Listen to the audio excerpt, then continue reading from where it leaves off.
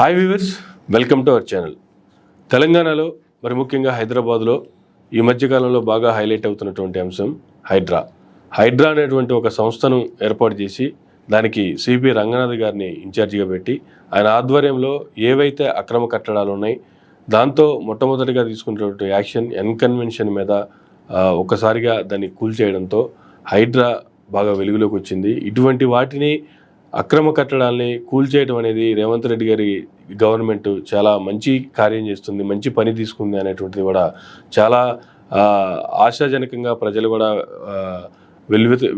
మద్దతు తెలిపినటువంటి పరిస్థితిని కూడా చూసాము. ఆ తర్వాత కాలంలో సామాన్యులపై దీన్ని కొరడా జులిపించడం కావచ్చు, ఎవరెవరైతే పెద్ద పెద్ద వాళ్ళు ఉన్నారో వాళ్ళకి నోటీసులు ఇవ్వడం, సామాన్యులకు మాత్రం వితౌట్ నోటీస్ ఇమీడియట్గా వాటిని కూల్చేయడం, మా పరిస్థితి ఏంది అంటూ సామాన్యులు గగ్గోలు పెడుతున్నటువంటి తరుణంలో అసలు హైడ్రా ఎంతవరకు కరెక్టు, దీని యొక్క సాన్సిటీ ఏంటి, ఇది నిజంగా అక్రమ కట్టడాలను కూల్చేయడానికి వచ్చిందా లేదు వాళ్ళకి ఎవరెవరి మీద అయితే కక్ష సాధింపులు ఉన్నాయో కక్ష సాధింపుల చర్యగా మాత్రమే ఈ హైడ్రా అనేది పనిచేస్తుందా అనేటువంటి రకరకాల ఆలోచనలతో ప్రజలు సతమతం అవుతున్నటువంటి పరిస్థితిలో అసలు దీనిపై సంబంధించి దీనికి ఉన్నటువంటి సాన్సిటీకి సంబంధించి మనతో మాట్లాడటానికి పొలిటికల్ అనలిస్ట్ అలాగే హైకోర్టు అడ్వకేట్ హనుమత్ ప్రసాద్ గారు మనతో ఉన్నారు. వారిని అడిగి మన విషయాలు తెలుసుకుందాం. నమస్తే సార్. నమస్తే. అసలు హైడ్రా ఏంటి, దీని యొక్క పనితనం ఏంటి, దీనికి ఉన్న సాన్సిటీ ఏంటి, దీనివల్ల రాష్ట్రంలో జరుగుతున్నటువంటి పరిస్థితుల మీద సామాన్యులకు వర్సెస్ లేదా పెద్దవారికి వస్తున్నటువంటి తేడాలు ఏంటి, ఏం చెప్తారు సార్ అసలు దీనికి సంబంధించి? ఇక్కడ హైడ్రా ఏంటంటే హైడ్రా దేనికోసం ఏర్పాటు చేశారంటే చెరువుల్ని కుంటల్ని ఆక్రమించుకుని ఎవరైతే ఇది కట్టారో దానివల్ల ఈ రోజున హైదరాబాదు నగరంలో చిన్న చినుకు వస్తే మునిగిపోయే పరిస్థితి ఉంది. పెద్ద వాన కాదు, విజయవాడ లాంటిది మొన్న ఇక్కడ పడితే ఎలా ఉండేదో అన్న ఉద్దేశంతో హైడ్రా ఏర్పాటైంది. ఇక్కడ ఎఫ్టీఎల్ బఫర్ జోన్, ఈ రెండింటిని దృష్టిలో పెట్టుకుని ఎఫ్టీఎల్లో ఉన్నవేంటి బఫర్ జోన్లో ఉన్నవేంటి ఈ రెండింటిని కూలగట్టియాలి అన్న ఉద్దేశంతో హైడ్రా ఏర్పాటైంది. కానీ ఇక్కడ వాళ్ళు క్లారిటీ ఉండాలి. ఇప్పుడు ఎఫ్టీఎల్ ఇప్పుడు కడుతున్నవి కూలగొడతారా, లేకపోతే ఆల్రెడీ గతంలో కట్టేసి 20 సంవత్సరాల నుంచి 30 సంవత్సరాల నుంచి ఉన్న వాటిని కూలగడతారా? ఇప్పుడు వాటి వల్ల ఏమి నష్ట నివారణ జరగదా అన్నది కూడా వాటి తేల్చాలి. ఓకే. రెండోది, ఇకపోతే దీనికి అనుమతి ఇచ్చిన అధికారుల మీద ఏదో తూతూ మంత్రం కింద 1-2 కేసులు పెట్టకుండా కొట్టే బిల్డింగ్లు చాలా కొడుతున్నారు. పర్మిషన్స్ ఇచ్చే వాళ్ళని ఏదో అక్కడక్కడ కేసులు పెడుతున్నట్టుగా కనిపిస్తున్నాయి. ఇప్పుడు వారానికో 10 రోజులకో అధికారుల నుంచి డిమాండ్లు వచ్చాక పెడుతున్నట్టుగా కనిపిస్తున్నాయి. సో ఆ విషయం మీద ఒకటి తేలాలి. కన్ఫ్యూజన్ ప్రజలకు ఉన్నది. హైడ్రా తన పని తీర్చేసిన మరొకటి ఏంటంటే ఏ ప్రభుత్వం వచ్చినా మాకే అనుకూలంగా ఉంటుంది, మమ్మల్ని ఎవడో టచ్ చేయలేడు అని ఎంఐఎం పార్టీ అంటూ ఉంటుంది. దానికి తగ్గట్టుగానే ప్రజలు కూడా విశ్వసిస్తారు. ఎందుకంటే ఎంఐఎంని ఎవడో ఏం చేయలేడు. సో ఇక్కడ మేము ప్రగల్భాల వరకే పరిమితమైంది కానీ రేవంత్ రెడ్డి గవర్నమెంట్ మరి మిగతా వాళ్ళకి వెళ్ళినంత స్పీడ్గా అక్కడ ఎందుకు వెళ్ళలేదు? నోటీసులు ఇచ్చి దానికి ఏదో స్కూల్ ఉందని, విద్యార్థుల భవిష్యత్తు పాడైపోతుందని ఏవో రకరకాల కాకబుల్ స్టోరీస్ వెళ్తున్నాయి. అంతే తప్ప యాక్షన్లో ఏమి ఉండట్లేదు. దానికి కారణం ఏంటి? పైనుంచి ఏమైనా ఒత్తిళ్ళు ఏమైనా ఉన్నాయా, లేకపోతే మీరు ఏమైనా దడుతున్నారా వాళ్ళకి? అంటే సామాన్యుడికి ఓ రకంగా ఇంకో రకంగానా? సామాన్యుడు గగ్గోలు పెట్టుకుంటుంటే లేడీ డాల్నని ఇవన్నీ చెప్పి రకరకాల కేసులు బుక్ చేస్తున్నారు వాళ్ళ మీద కూడా, అడ్డుపడిన వాళ్ళని. మా జోలికి వస్తే ఏం చేయాలో మాకు తెలుసు అన్న వాళ్ళని అసలు మాట్లాడలేదు. మరి ఈ వ్యత్యాసం దేనికి? అంటే దానికి రీజన్ చెప్పుకుని మరి వీళ్ళకి రీజన్ చెప్పుకోకుండా కొంతమంది వృద్ధులు కాగితాలు అవన్నీ పట్టుకొచ్చి మాకు నోటీసులు గట్ట ఇవ్వలేదని గగ్గోలు పెడుతున్నా సరే వీళ్ళ పట్ల ఈ కాఠిన్యం ఏంటి, వాళ్ళ పట్ల అంత ఔదార్యం ఏంటి? ఇవి రేవంత్ రెడ్డి గారు చెప్పుకోవాల్సిన విషయం. ఏదేమైనప్పటికీ కూడా చెరువులను ఆక్రమించి కడుతున్నటువంటి వాళ్ళని ఖచ్చితంగా తీసేయాలి, ఖచ్చితంగా తొలగించాలి. అందులో ఒకటి తొలగించినా కొద్ది మంచిదే. ఆ ప్రాంతాన్ని కన్వెన్షన్తో మొదలెట్టారు, అప్రతితంగా వెళ్ళిపోతుంది అనుకున్నాం. అప్రతితంగా వెళ్తుంది. ఎక్కడ వెళ్తుందంటే మామూలు వాళ్ళు వెళ్తున్నాయి. మరి మిగతావి ఎప్పటి నుంచో కట్టుకున్న వాళ్ళ పరిస్థితి ఏంటి? ఇప్పుడు గచ్చిబౌలి, మాదాపూర్ ఇలాంటి చాలా చోట్ల ఉన్నాయి. కొన్ని సాఫ్ట్వేర్ కంపెనీలు ఉన్నాయి సార్. వాళ్ళు కట్టేసినవి. వాళ్ళ పరిస్థితి ఏంటి? వాటికి ఏమైనా ఇచ్చారా నోటీసులు? జనాలు అంటున్నారు. ఇవన్నీ తేలాలి వాళ్ళకి. అందువల్ల ఏంటంటే కోర్టు కూడా ప్రశ్నించింది, దీనికైనా ఎవరి అధికారంలో మీరు జోక్యం చేసుకుంటున్నారు, మీకేమైనా చట్టం ఉందా, మున్సిపాలిటీ అధికారులు చేయవలసిన పనిని మీరెందుకు చేసేస్తారు? అనుమతులు ఇవ్వడానికైనా, అనుమతులు రద్దు చేయడానికైనా, ఉన్న అనుమతులను కూలగొట్టడానికైనా ఉంది. వాళ్ళకి చట్ట ప్రకారం వాళ్ళకి చట్టం అది మున్సిపాలిటీ యాక్ట్, హెచ్ఎండిఏ యాక్ట్. ఇప్పుడు మీకు ఏ అధికారం ఉంది, ఏ చట్టం ఉందని మీరు చేస్తున్నారు? సార్, ఇక్కడికి వస్తే ఇక్కడే సామాన్య ప్రజలకు వస్తున్న డౌట్లు ఏంటంటే, అదే మున్సిపాలిటీ వాళ్ళు పర్మిషన్లు ఇచ్చారు, అదే మున్సిపాలిటీ వాళ్ళు ట్యాక్స్లు కట్టించుకుంటున్నారు, అదే మున్సిపాలిటీ వాళ్ళు కరెంట్ ఇచ్చారు, వాటర్ ఇచ్చారు, డ్రైనేజ్ ఇచ్చారు, వాళ్ళకి సంవత్సరం హౌస్ ట్యాక్స్లు కూడా పే అవుతున్నాయి. ఇన్ని కరెక్ట్గా ఉన్నటువంటి ఇప్పుడు మాకు ఎటువంటి ఇన్ఫర్మేషన్ లేకుండా రాత్రే ఎర్లీ మార్నింగ్ వచ్చేసి మా ఇల్లు కూలగొడితే మేము ఎక్కడికి వెళ్ళాలి, మాకు దిక్కెవరు అనేటువంటి సామాన్య ప్రజలు చూస్తున్నారు. ఇప్పుడు ఫస్ట్ ఏంటంటే వీళ్ళు చేయవలసిన పని ఏంటంటే, అనుమతులు ఇచ్చిన అధికారులని ముందు ప్రాసిక్యూట్ చేసి వాళ్ళు సస్పెండ్లు చేయమనండి, కేసులు పెట్టి లోపలేయమనండి. అనుమతులు ఎప్పటి నుంచి ఇచ్చారండి, అక్రమంగా ఇచ్చారు, సక్రమంగా ఇచ్చారు, దాని మీద వీళ్ళు చేయటం వాళ్ళు ఇచ్చింది కరెక్టే కాదని వాళ్ళు చేసే డ్యూటీ వీళ్ళు చేయకూడదు. రెండోది, ఎలా పడితే అలాగే అడ్డదిడ్డంగా కొట్టడానికి వీల్లేదండి. చట్టం వాళ్ళకి తెలియపోవచ్చు బహుశా, వాళ్ళకి ఏదో పైనుంచి ఆర్డర్స్ వచ్చే కొట్టడమే అన్నట్టుగా అనుకుంటున్నారు తప్ప, యాజ్ పర్ ద లా ఒకడు ప్రభుత్వ స్థలాన్ని ఆక్రమించుకున్నాడు, 15 సంవత్సరాల పాటు ట్యాక్స్ కట్టాడు, చూపెట్టుకున్నాడు.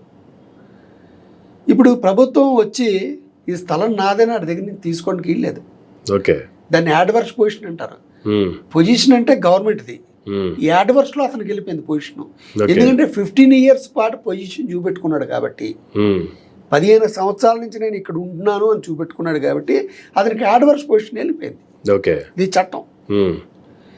ఓ రకంగా ప్రభుత్వ స్థలాన్ని ఆక్రమించుకుని ఉండి 15 సంవత్సరాల పాటు ట్యాక్స్ కట్టినోడికే భూమి చెందినట్లయితే అది చట్టం చెప్తుంటే, ఈ చట్టంలో ఇన్ని రకాల నిబంధనలు ఉంటే ఇవేమీ పాటించకుండా మీకు మీరు వెళ్ళిపోయి టక్క మనం కొట్టేసుకుంటే అది చట్టాన్ని తీసుకున్నట్టుగా చేతుల్లోకి తీసుకున్నట్టుగా లెక్క. అలా చేతిలోకి తీసుకునే అధికారం ప్రభుత్వం అయినా సరే ప్రభుత్వానికి ఉందా లేదా? లేదు. ప్రభుత్వం ఏంటంటే ప్రజలు రక్షించేది. అంటే ప్రభుత్వం చేస్తుంది మంచి పనే. ఈ మంచి పనిలో కూడా కొన్ని విధి విధానాలు పాటించాలి. నేను అంటుంది, చెరువును ఆక్రమించుకుని కట్టుకున్నారు ఓవైసీ బ్రదర్స్, ఎందుకు కొట్టట్లేదు? ఇప్పుడు ఇంట్లో ఉండేవాడికి ఒకవేళ ఇస్తే రాత్రి నోటీస్ ఇస్తున్నారు, పొద్దున కొట్టేస్తారు, నోటీసులు ఇవ్వట్లేదు. ఇప్పుడు వాళ్ళ ఇళ్లలో సామాన్లు, ఫర్నిచర్ ఎక్కడ పట్టుకెళ్తారండి? అసలు అలా ఉన్నావు అర్ధాంతరంగా కూలగొడితే ఇటువంటి ఫర్నిచర్ దేనికి పనికిరాదు కదా. ఫస్ట్ ఒక ఓనర్ తన ఇల్లు ఖాళీ చేయమంటే ఒక టెనెంట్ని నోటీస్ ఇచ్చి 3 నెలలు టైం ఇస్తేనే కానీ ఇల్లు ఖాళీ చేయడం కుదరదు, టెనెంట్ వేసుకుంటే. అంటే ఆ క్షణం ఇల్లు దొరకదు కదా. అంతేగా. ఇప్పుడు ఎక్కడ దొరుకుతుంది? అయితే వాళ్ళకి ఇక్కడ ఒక ప్రాబ్లం ఉంది. ఇక్కడ నోటీస్ ఇస్తే వాళ్ళు స్టేకి వెళ్ళిపోతారు, స్టే తెచ్చుకుంటే అసలు పని అవ్వదు. వాళ్ళ స్టేకి వెళ్ళడానికి వీలు లేకుండా కొట్టియాలి. అంటే వాళ్ళు స్టే తెచ్చుకుంటారన్న ఉద్దేశం మీద మీరు చట్టాన్ని మీకు అనుకూలంగా మార్చే ప్రయత్నంలో మీరు చట్ట వ్యతిరేకంగా వెళ్తున్నట్టే కదా. అంతే కదా. మంచి పని అయినా వాళ్ళు చేస్తుంది చెడ్డ పని అనరు. ఇప్పుడు నిజంగానే అక్రమంగానే ఆక్రమించుకునే కట్టుకున్నారు, అది ప్రభుత్వ స్థలమో లేదంటే చెరువుల్లో కబ్జా అయిందో కట్టేసుకున్నారు, నోటీస్ ఇచ్చి ఒక 10 రోజులు ఆగి కొట్టచ్చు కదా. అంతే కదా. ఇప్పుడు నోటీస్ ఇస్తే వాళ్ళు కోర్టుకి వెళ్తారు, కోర్టు స్టే ఇస్తుంది, till disposal of the suit అనేసి రిట్లు. అది వాళ్ళ భయం, అది ఆగిపోయిందంటే ఇంకా ఆగిపోతుంది, అలా నడుస్తూ ఉంటుంది. ఇప్పుడు ఇలా కొట్టేసిన అపార్ట్మెంట్లు ఏవైతే ఉన్నాయో ప్రసాద్ గారు, చాలామంది ఈఎంఐల మీద నడిపిస్తున్నటువంటి పరిస్థితి. అంటే బ్యాంక్ ఈఎంఐ ఇస్తుంది అనుకున్నప్పుడు దీనికి అన్ని అనుమతులు అన్ని సక్రమంగా ఉన్నాయంటేనే బ్యాంక్ లోన్లు ఇవ్వడం కూడా జరుగుతుంది. ఏ చిన్న లిటిగేషన్ ఉన్నా బ్యాంకు ఫస్ట్ లోను అనేది శాంక్షన్ చేయదు. మాకు బ్యాంక్ లోన్ వచ్చిందంటే అన్నీ కరెక్ట్గానే ఉన్నాయి అనేటువంటిది ఒక్క విషయం మాత్రమే ఆధారపడతాడు సామాన్యుడు. ఇప్పుడు ఈఎంఐ ఎవరికి కట్టాలో తెలియదు, ఈఎంఐ పోనీ ఆ బ్యాంకు నుంచి ఈఎంఐ ఆపే ప్రయత్నం చేస్తుందా, అది లేదు. నీ ఇల్లు ఉందా పోయిందా బ్యాంకులకి అనవసరం, బ్యాంకు నీకు లోన్ ఇచ్చాడు కాబట్టి నువ్వు కట్టుకున్నావో కట్టుకోలేదో వాడికి అనవసరం కాబట్టి వాడికి ఈఎంఐ వాడికి కట్టాల్సిందే. ఇక్కడ ఇల్లు ఉందా అంటే ఇల్లు కూడా లేదు. ఇటువంటి వాళ్ళ పరిస్థితి ఏంది అసలు? ఇప్పుడు యాక్చువల్గా ప్రజల గ్యారంటీ ప్రభుత్వం అండి. ప్రభుత్వాన్ని బేస్ చేసుకుని ఒక ఇల్లు కొనుక్కున్నా, ఇల్లు రిజిస్ట్రేషన్ అయిందంటే దాన్ని బేస్ చేసుకుని వెళ్తాడు. ఇప్పుడు ప్రభుత్వం పర్మిషన్ ఇచ్చిందంటే సామాన్యుడికి ఎఫ్టీఎల్ అంటే ఏంటో బఫర్ జోన్ అంటే ఏంటి ఈ రోజుకి తెలియదు. అవును. ఎఫ్టీఎల్ అంటే ఏంటి, బఫర్ జోన్ అంటే ఏంటి అవును. తెలియదు. వాళ్ళకి ఏంటంటే ఇల్లు వస్తుంది, పర్మిషన్స్ అన్నీ ఉన్నాయి, డాక్యుమెంట్ చూసుకుంటారు, లీగల్ ఒపీనియన్ చూసుకుంటారు. లీగల్ ఒపీనియన్కి ఇచ్చేటప్పటికి మేమేం చేస్తాం, గవర్నమెంట్ పర్మిషన్స్ కరెక్ట్గా ఉన్నాయా లేవో చూసుకుంటాం. అంటే గవర్నమెంట్ ఈజ్ ది గ్యారంటీ ఇక్కడ. అంతే కదా, గవర్నమెంట్ ఇచ్చిందంటే అన్ని సక్రమంగా ఉన్నట్టు కన్నా. ఇప్పుడు దాన్ని బేస్ చేసుకునే బ్యాంకులు కూడా లోన్లు ఇస్తున్నాయి. అంతే కదా, గవర్నమెంట్ అన్నీ ఉన్నాయని, లేకపోతే ఇవ్వదు కదా. అంతేగా. సో దాన్ని బేసుకునే రిజిస్ట్రేషన్లు జరుగుతున్నాయి, దాన్ని బేస్ చేసుకునే కోర్టులో కేసులు జరుగుతున్నాయి. ఇప్పుడు నువ్వు వచ్చి గవర్నమెంట్ ఇవ్వడమే అక్రమం అంటే ముందు అక్కడ దృష్టి పెట్టాలి. అంతే కదా. ఇప్పుడు దృష్టి పెట్టకుండా నువ్వు అక్కడ కొట్టేస్తే అక్రమం దాంట్లో కట్టుకున్నాను కొడితే, అక్రమంగా ఎవడైతే లేఅవుట్ వేసాడో ముందని పట్టుకో, ఆడికి పర్మిషన్ ఎవడిచ్చాడో అని పట్టుకో. ఈ అక్రమంగా ఇచ్చినోడు పర్మిషన్ ఇచ్చాడంటే ఆడికి ఏమి చేతులు తడపకుండా అవుతావు. ఆడి మీద ఏసీబీ కేసు పెట్టించు, వాళ్ళ ఇళ్ళ మీద రైడ్ చేయి. ఎందుకంటే మామూలుగా ఉంటేనే పనులు జరగట్లేదు, డబ్బులు ఇస్తేనే పనులు జరుగుతున్నాయి. అంటే ఇక్కడ మనీ ట్రాన్సాక్షన్ ఖచ్చితంగా జరిగింది. నువ్వు ఈడీని పంపిస్తావో ఏసీబీని పంపిస్తావో, అక్రమలో ఇట్లా ఇచ్చిన అధికారులు ఇళ్ళ మీద అందరి మీద రైడ్లు చేయండి, కేసులు పెట్టండి. అక్రమంగా ఇచ్చినందుకు కేసు ఒకటి పెట్టాలి, వాళ్ళ అక్రమ సంపాదన మీద దృష్టి పెట్టి చేయాలి.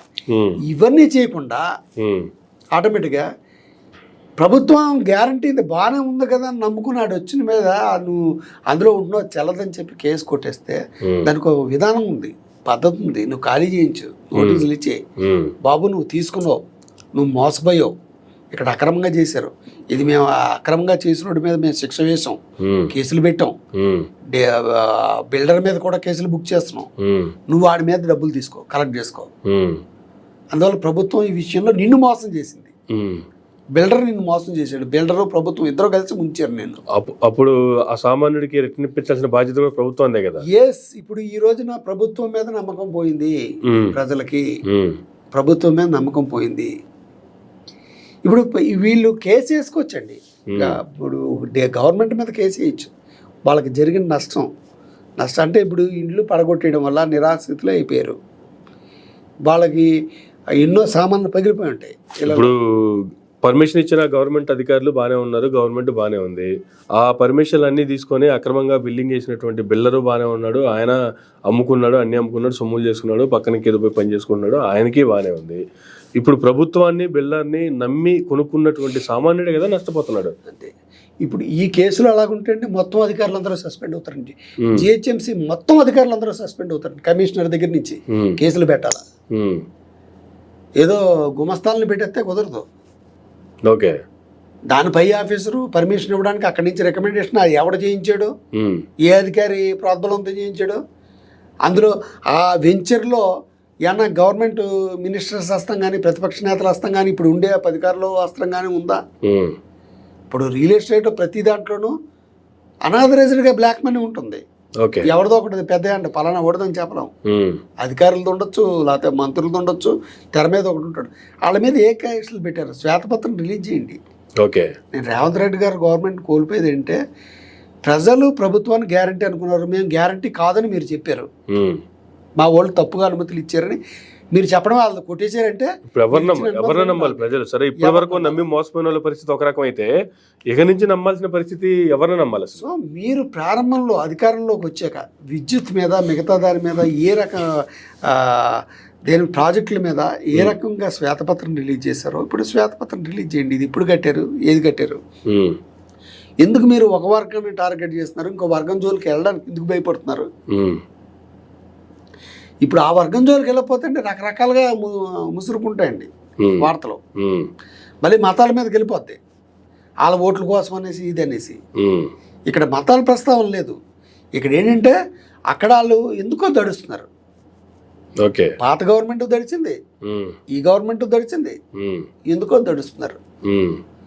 వాళ్ళకి టైం ఇస్తున్నారు, వాళ్ళ జోలికి వీళ్ళ దగ్గరికి వెళ్ళినంత ఫాస్ట్గా ఎందుకు వెళ్తున్నది, ఇది విషయం.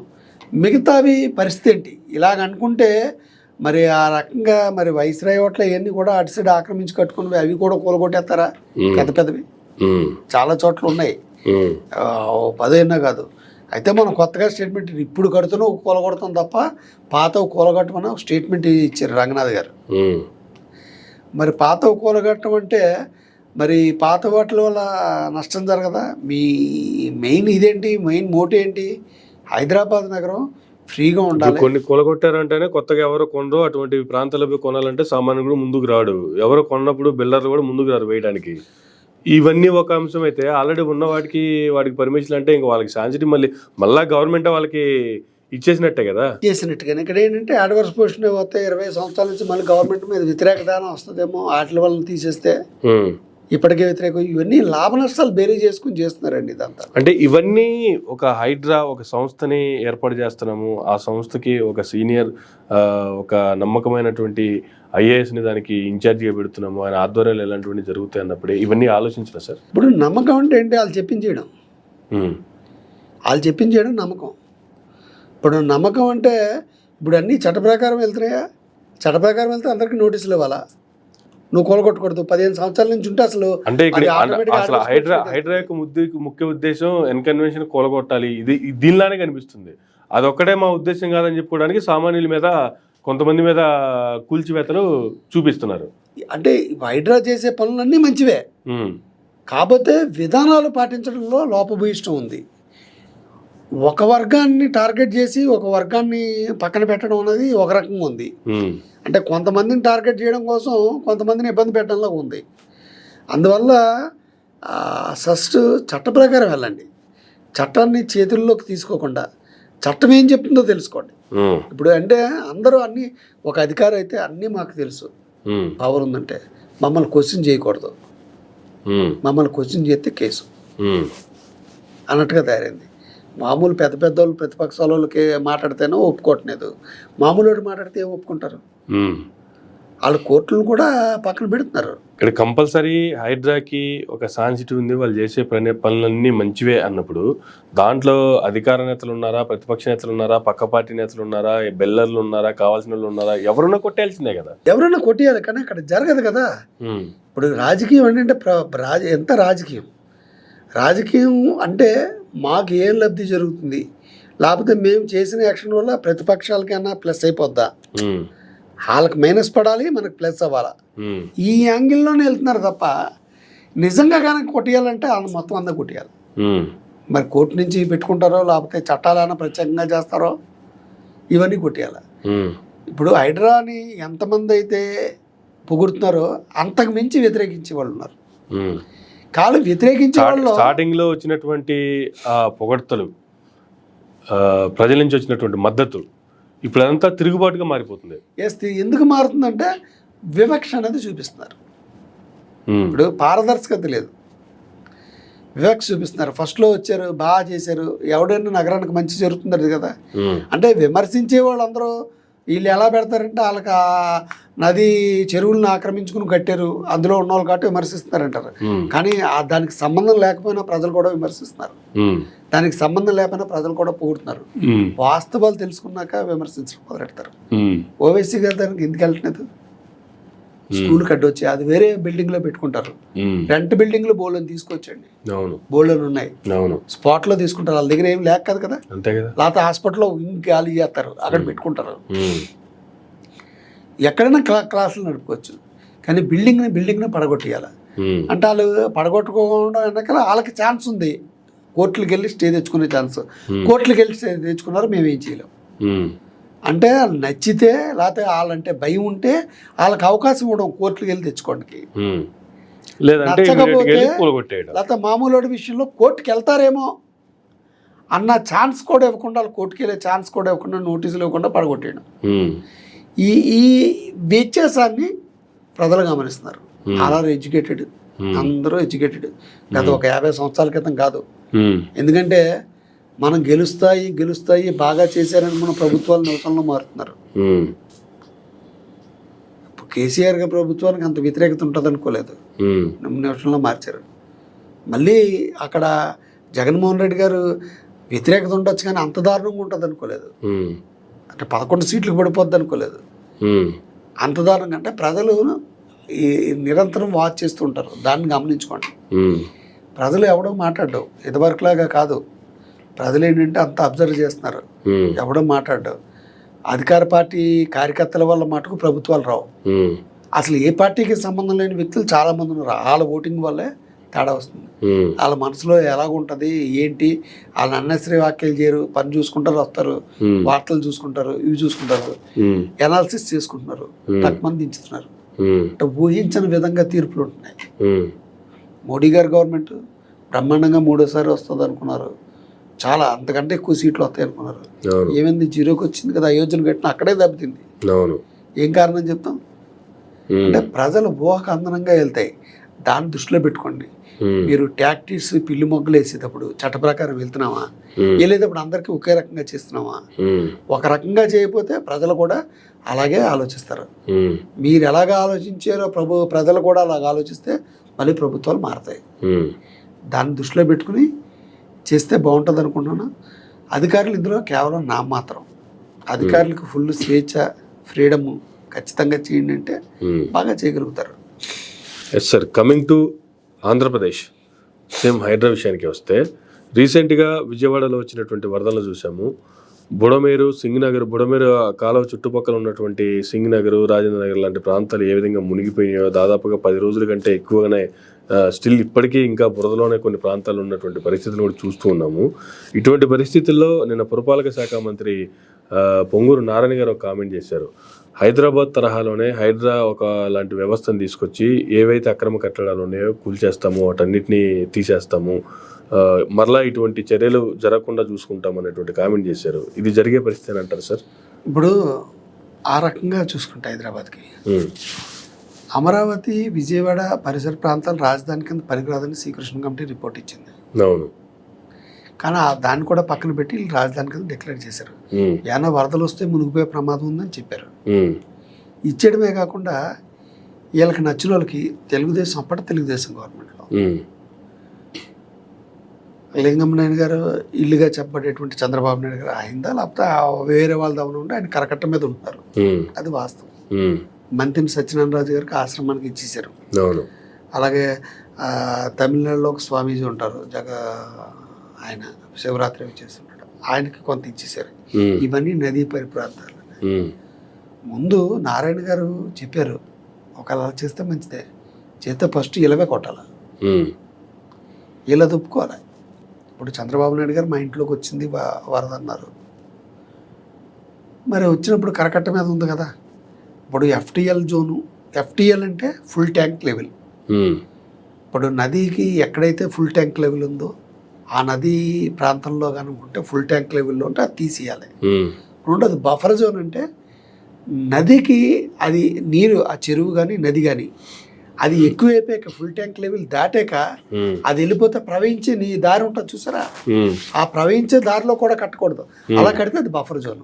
ఉమ్, ఇప్పుడు అందులో చూసుకుంటే ఎంతమంది ఉన్నాయి, ఉమ్, FTL ఎంతమంది ఉన్నాయి, ఇవి ఎంతమంది ఉన్నాయి. ఉమ్, ఇలా కొట్టేస్తే నారాయణ గారు చెప్పినట్టుగా భావించి అందరివి కనుక కొట్టినట్టయితే ఉమ్, బాగుంటాయి. ఉమ్, అంటే ఇలా మినహాయించుకుని మిగతా వాళ్ళు కొడతా ఉంటే మళ్ళీ రాజకీయం అవుతుంది.